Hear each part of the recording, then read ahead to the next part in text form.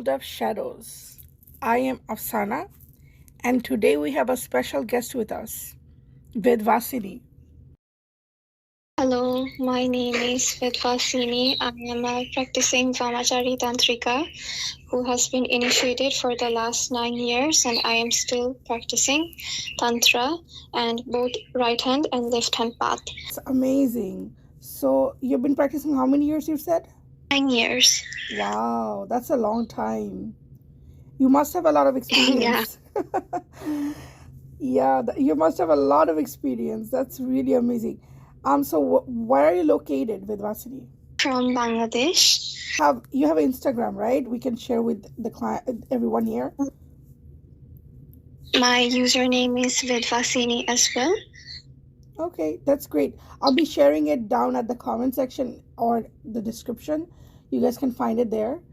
And Vedvasini was actually telling me some of her experiences, and I thought it would be very interesting for everybody, all the listeners in the world of shadows, because we are actually moving from the Jinn section, because I was supposed to go around with the story for Jinn section for like maybe 2 podcasts, but I probably extended that. So we are gonna be talking about something else now. And Vidvasini, tell us what you were telling me. You were telling me about something about like practitioners being in the mountains and stuff. Like, can you elaborate? Can you tell us? There are a lot of type of people in this world, but some are hidden in different places which we are not aware of. Okay. And around the Kedarnath temple and up to Kashi and Himalayas, there are about 9 feet to 16 feet people, mostly men, but they are called yogis of different sectors, mostly from the Aghor path, which is of left-hand path of Vamachari. Okay. And there are Aghor, there are tantrics, there are pandits, sadhus, different kinds of spirits as well, different sort of animals which we have never seen or never heard of. But there are also different types of pishachinis, which are malicious flesh-eating entities. There are different types of pishachinis as well, such as Jal Pishachini, which resides in the water. Some are regular pishachinis, some are Brahmacharini pishachinis. There are some Brahmarakshas as well, which are exceptionally powerful. Yeah. And they are mostly from a Brahmin. Yeah. I've actually seen a few of, I think, Indian soap operas that had Brahmarakshas. Yeah, like I've heard about it, but honestly, like, I didn't know. Are they actually real? Do you know? They are. Oh, wow. Yeah. Okay, that's interesting. Okay, what about Pishachinis? Like, can you tell us a little bit about Pishachinis? Pishachinis are female spirits, but they are not positive spirits after all. They have different type of looks, but other than that, they have different type of iconographies in different cultures.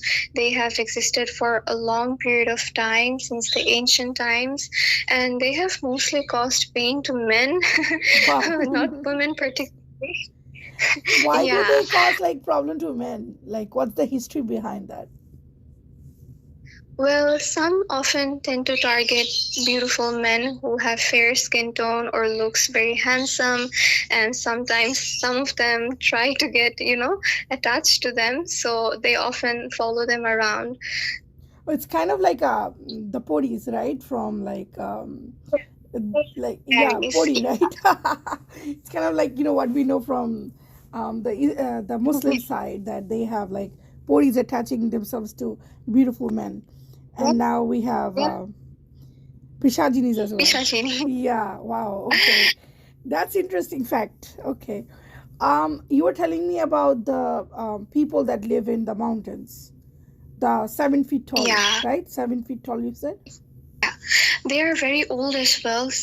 They often tend to range from around 100 to 900 years old. Okay. And they have a very long beard.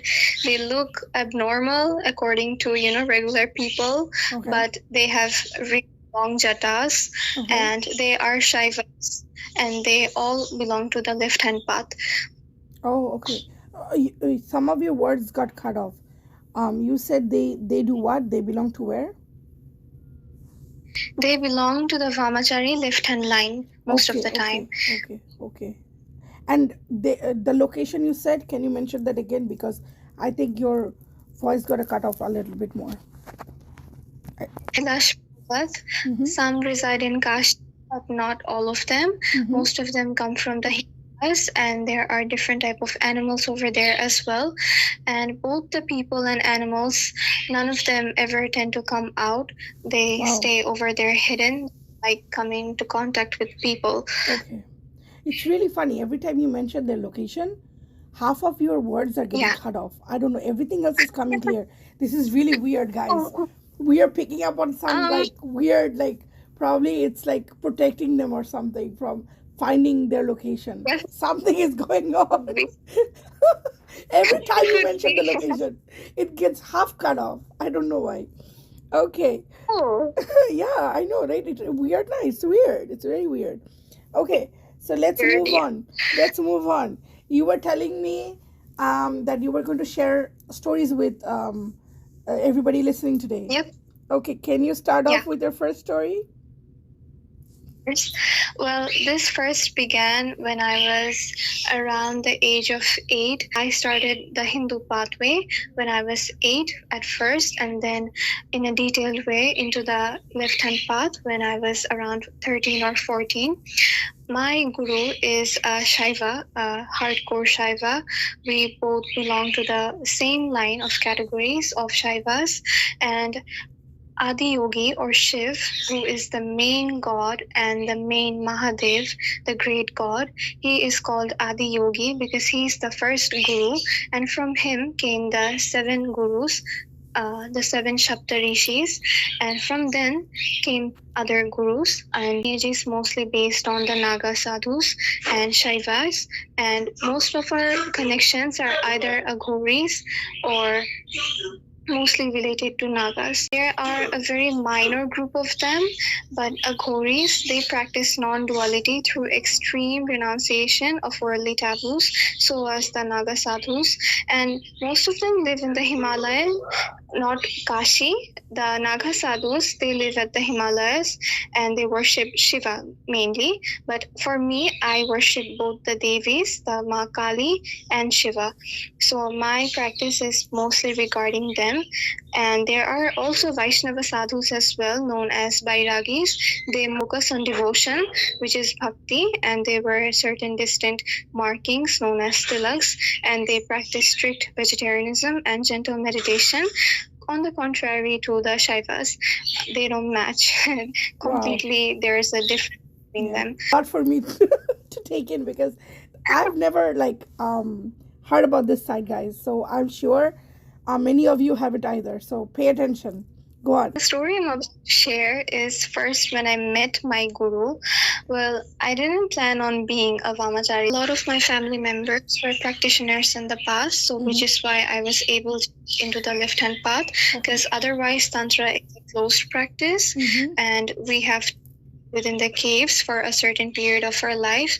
For example, I had to stay in the villages for almost 3 years to continue my practices, and was completely cut off from the regular world for me to be completely devoted towards my practice. So my guru came from India, from Kashi. He does not have any and I'm unfortunately not allowed to take his name, but I can refer to his story. Don't worry, you're not supposed to. It's okay. Yeah, that's fine. So there are different types of practice within Tantra, but as it's a closed practice, I'm going to try my best to share what I'm allowed to. Yeah, definitely. Go on. So there are various levels of chakras within our body, and the main basic first topic is to start by the root chakra, which is for grounding ourselves to Mother Earth. And in Tantra, we take the nature as our mother, as same goes for the cows, other animals, beings. For us practitioners, everyone is equal. Like someone can be a murderer, someone can be a priest, but within our eyes, everyone is the equal. And there is no difference between them because at the end, we are all human with different ideologies. So there's no difference between us because we are all sinning in a different way. None of us are completely pure, so it's not okay for us to judge. But unfortunately, Aghouris and Tantrics, we often get judged for doing black magic, and different types of stereotypes fall upon us.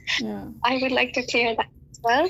But my practice was initiated for the left-hand path. I did not start with the right-hand path. And for this, my guru actually initiated me into the 3-year-long practice where I had to cut off everybody.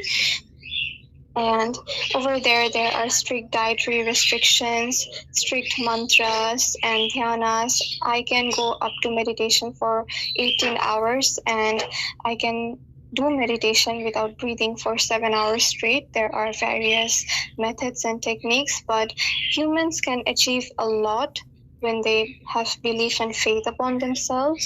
And for this, Tantra has initiated various methods so that we humans can reach upon our the self, also known as Thai self.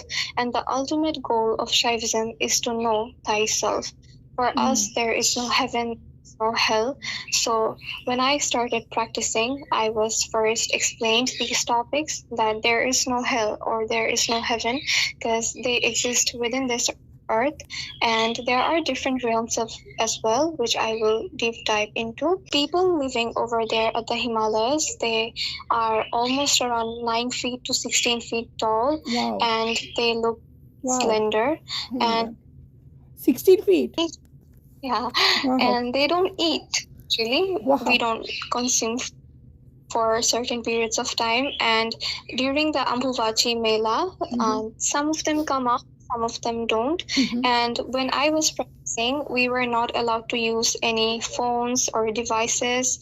We had to completely rely on telepathy. So this is also something Tantra initiates us into. So these are stuff people will not believe, but we have to achieve. No, the thing is, there's a lot of misconceptions. People think that, anybody can get into this, anybody can do whatever, but it's not that way. You have to have certain discipline and certain abilities in order to be in this area. Exactly. And I cannot I cannot phrase this enough for everybody that not everybody can do this. It's no, people are not scamming you. They live a disciplined life. They have a way of life. They're here to help, and you have to recognize those people. You have to recognize those people that are helping you, those spiritual people actually helping you. And they have they've been through a lot. And, we just didn't come out one day and, sat at the table and start helping people. It doesn't work that way. Okay, continue with Vedvasini. When I was practicing, when I was first learning dhyana, which is meditation, to focus on the first calm version of Kalima, which is Ma Parvati. And so I started with meditation at first, and then I shifted towards Kali worship. So one day when I was worshipping her, I was alone. It was Brahma Muhurta, which is the time period from 3:30 a.m. to 4:30 a.m. And during this time, it's the high time for us practitioners to do our main works. It could be our practice, our meditation and everything. And we Tantrics do all of our work during night. So when I was doing my japa, which is beach mantras, and I was calling upon her, and I was the only one at that time. Nobody was around, and my gurus were someplace else. So when I was chanting for around 30 minutes, I first heard a whisper calling my name, but I didn't pay any attention because in Tantra we are taught that there are various trickster spirits who will often disguise themselves as goddess or gods and come in front of us to deceive us, but we have to stay completely strict and completely keep ourselves within control so that we don't end up worshipping instead. Face, we have red face and we have black face. For white, those who are in the white face, they do not consume, meat. They are strictly vegetarian and they focus on the calm version of the worship, whereas Tantra is the opposite. So that's the beginning stage, and this is also the stage of bhakti. So anyone listening to interested in Hinduism can start by the white face, which is bhakti or devotion towards the gods. getting to know Hinduism in depth, that's okay for everyone. Everyone is welcomed. But for Tantra, it's different. Name. First, I heard several whispers, but then I remembered my guru's words to not to get deceived. So I kept on doing my japa, and then I switched towards my dhyana, which is meditation. So in this practice, I had to hold my breath for 15 minutes at first, and I couldn't breathe at that time. So first we inhale and take a bit of breath air within our stomach, and we have to store it over there for the first 15 minutes and then slowly increase the time, but we are not allowed to release that breath. There are various pranayams, the methods and techniques of breathing. So when I was doing that, I felt a hand upon my right shoulder. It's come near us. Their body is quite hot, and there's a certain type of energy around them which we can feel from miles away. Even regular people can feel this. Oh, someone's watching me. We all face that eerie feeling. So when that hand was upon me, I did not get scared at first, but I was scared inside of it, as it was my first time. I was only 13.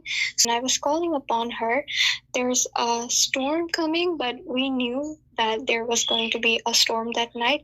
It was also the night before Amavasya, which is new moon, and the night before Amavasya is called the Pishachini's day also for Halloween. It's a certain type of Halloween for us Bengalis. There's a certain type of smell around them as well. It could be extremely bad or it could be extremely good, fragrant flower type of smell. So I was getting the flower type of smell. So I thought, what if it's Devi herself?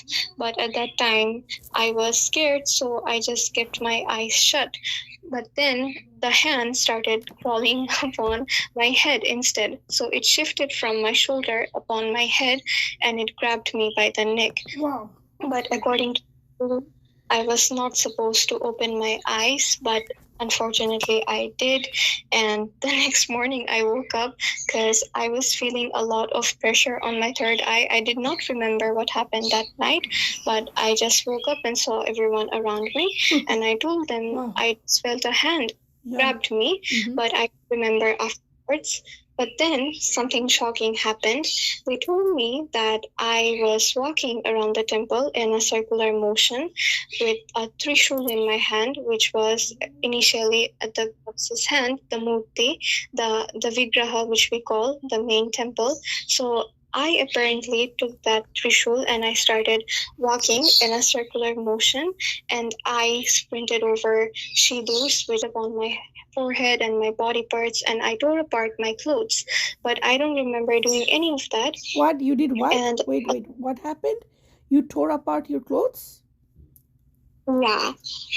Wow. But I do not remember any of it. Other people were watching from afar, and they called my guru and other elderly people to stop what's happening.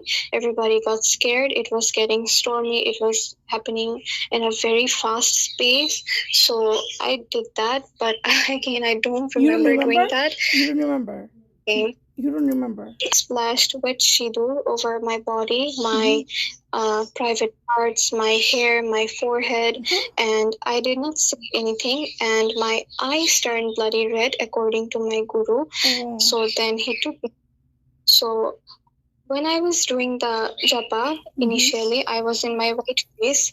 So when that incident happened, my guru shifted me towards the tantric part so that my original line can begin. So he said to me that the white face was not my part of work and I was meant for something else. Okay, so that night I did not get possessed, but something else was controlling me, but it was not within my body. So we tantrics have to lock our bodies as well so that we don't get possessed, which usually normal people do. There was a very fragrant smell around our house, which was made of mud. We did not have any electricity over there as we were deep inside a jungle, but there were localities around, but we were not allowed to contact with regular people. We were strictly within our own bounds, and we were 15 of us, and unfortunately I have to say 15 because one of them died during my 10-day long. How did he die or she die? What happened? Yeah. she died.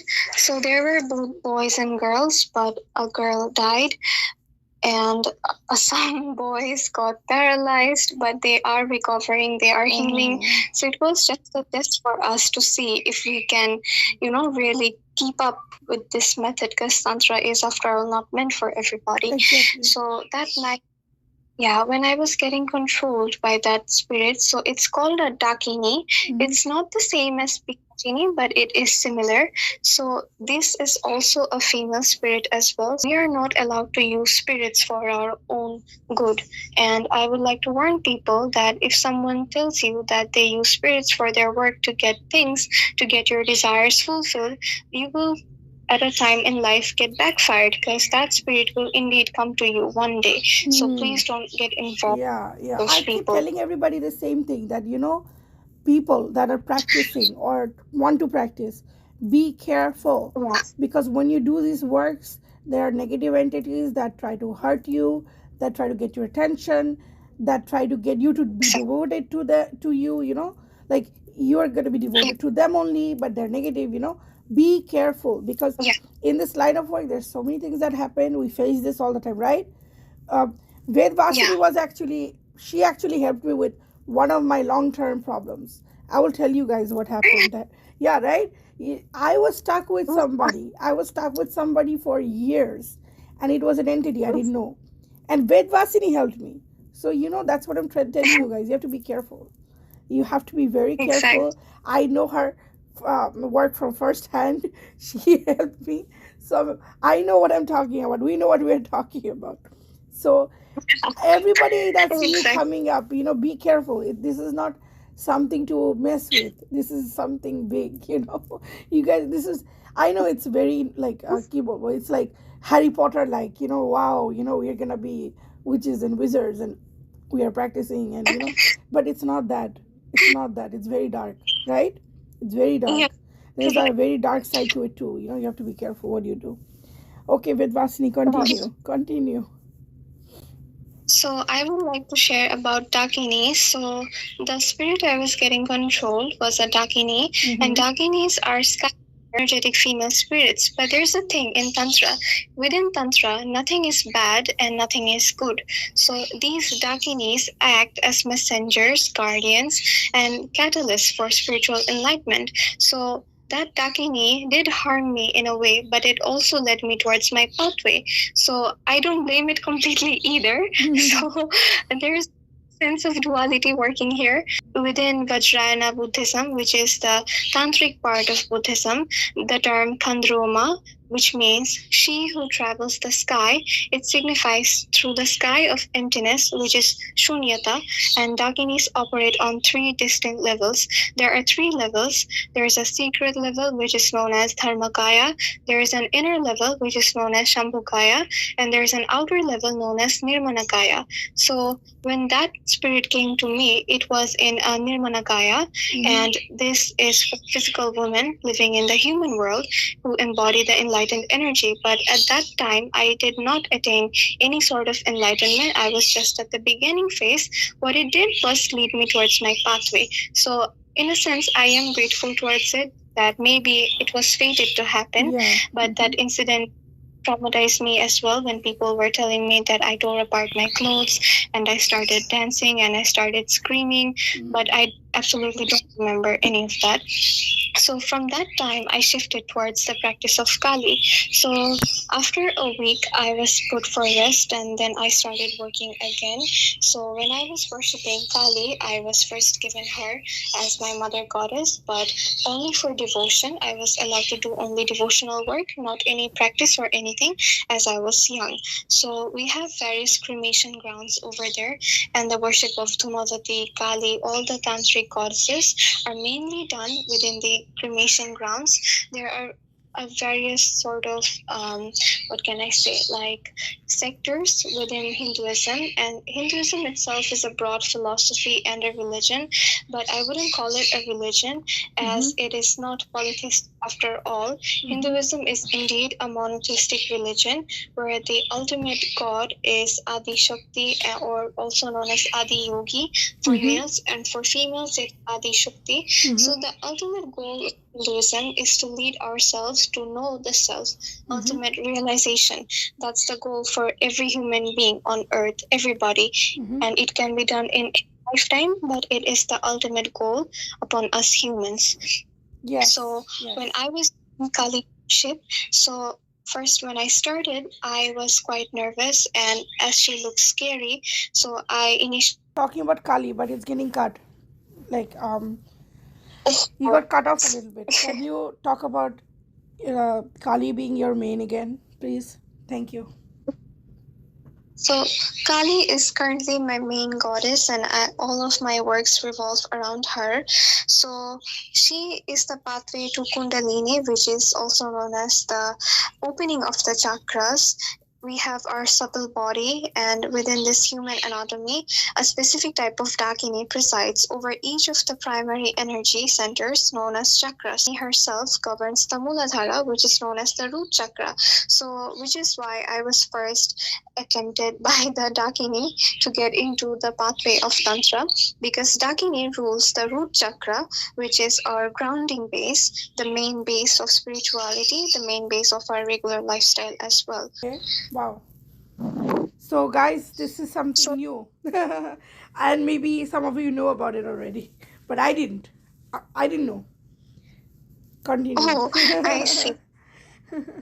So these Dakinis, they are not negative entirely, but then again, they do become negative. It completely depends upon the spirit's will, because they have free will as well as humans. So we cannot trust anybody after all. Yeah. Wow. Well, your story was very, very interesting, Vedvasini. It was very good. Wow. I'm truly like this is a very educational podcast for a lot of us, even for me. Yeah. I'm very fascinated. I have to listen to this again because there's many things that are new. So I probably got 30% of it. I need to listen to it again. A lot of information, but this is really good. Thank you. I really appreciate it. Thank you so much. Vedvasini was actually like I found her a couple of months ago, right? We bumped into each other a couple of months ago. And she's been very sweet to me. She's been very sweet with me. We worked on a past life regression. I took her to her past life. And that was a very good experience, right? Vedvasini, that was a very good experience for you. The past life. Yeah. So, and Vedvasini has been like my go-to girl. Sometimes I go to her for everything because she picks up on the tiniest of things that nobody else can. She's so good at entities. I mean, amazing. So if any of you want to like find her, you can find her in Instagram. I'll put a link. Because you know what? She knows stuff that nobody can pick. And even a person like me, like I can pick about anything. I cannot pick stuff for myself. So I go to her. Every single thing I go to her. And you know, I didn't know her experience. This is the first time she just told you guys and me as well about her past. I didn't know. Vedvasini, you didn't tell me. Like you've been through so much initiation. I didn't know. Seriously, I didn't know. I knew you've been under somebody, but I didn't know about all the details. So you know what? She was very transparent with everybody, and I really appreciate it. Thank you. It has been a very good support for me.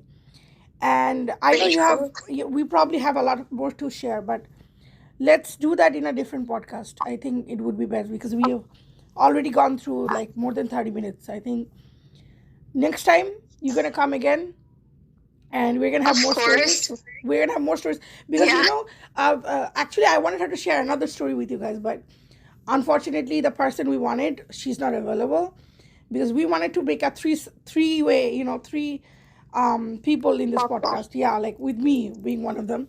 But she had this experience with what did you have experience with the statue, right? Of huh?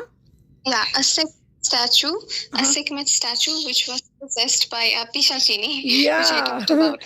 That was like causing a lot of problems for her. Like it was like causing a lot of chaos for a few days, and she had to do exorcism, right? You have to do like an exorcism. Yeah. Yeah. So so that's what we are saying. Like I really like wanted her to share that one too, but unfortunately, you don't have the details, right? You forgot a lot of things that happened. Yeah. So what happens, guys, is like when stuff happens with you, these entities make sure you don't remember everything, and it happened with me as well. And so be careful what you do. I would always say, like, if you guys are like people who want to start doing something like this, you have to be careful.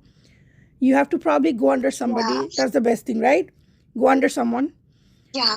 And make of sure you get course. guidance. Don't go it alone. I actually did it alone, which was bad, and I've gone through hell, honestly. 40 years of my life, I've been through hell because of it, because I didn't know what was going on, like probably like 20 something years of my life. So, but don't do that. I would say always, try to go under somebody. Make sure that somebody's good. It's not like, don't choose random, because there are a lot of attractive people out there with a lot of attractive marketing tactics, right? Vedvasini? Yep. There's a lot of Actually, people yeah. out there, like they're marketing themselves as, they know everything, but they don't. So make sure they do. Exactly. They do know something, and they do have people under them, and make sure that you get proper education. Like I, for myself, I'm getting certifications, because these people that I'm getting certifications from are like in the area like for 30-40 years, and they've been professor in this line of work for like 30-40 years. So they're seniors, they know what they're talking about. So I'm in the education line, so I know what's going on. I'm getting certifications from them. I don't practice, as I've told everybody. I have my own reasons, personal reasons. And maybe someday I'll share, right? Someday we'll come here and share. So thank you, Vedvasini. I really appreciate you coming today. I really do. And you can find her in Instagram. And anytime reach out. And I hope you guys liked our podcast today, and comment if you did. Hopefully. And please, no negative comments, because honestly, it brings down our spiritual, like, positive vibe that we're trying to set for the global, the world of shadows global portal. Please, no negative people, please, because this is an educational channel. We're trying to spread awareness, and we're not trying to spread any negativity, right? We're not trying to influence anybody to come into any area. It's just, this is an educational channel. Yeah. Yeah, the concepts of Tantra are quite broad, because I'm not able to, share everything, and it's going to get very long. So I would like to come again as well and share more stuff. Cause this was indeed a long podcast, but then again, small details, because broad pathway. So I hope you guys can learn more about it and get rid of the stereotypes which have been here for a long time. So hopefully you guys will be able to get rid of those very soon. Yeah, like we have this narrow-mindedness going on in our lives. Like people taught us like our type of system, but there's no system. It's only spiritual path. We are all supposed to be like one at the end. It's like we are not divided. Okay, so that's the only belief we have here. But if you guys don't, it's fine. Take it as entertainment, take it as education. It's okay. Nobody's forcing anybody, right? So I hope you enjoyed the podcast today. Thank you very much. Thank you, Vedvasini, for coming again. And this is Afsana. And thank you, guys. I hope you have a wonderful day, night, evening, wherever you are. So thank you. And please subscribe if you haven't. Bye-bye. This is Afsana signing off.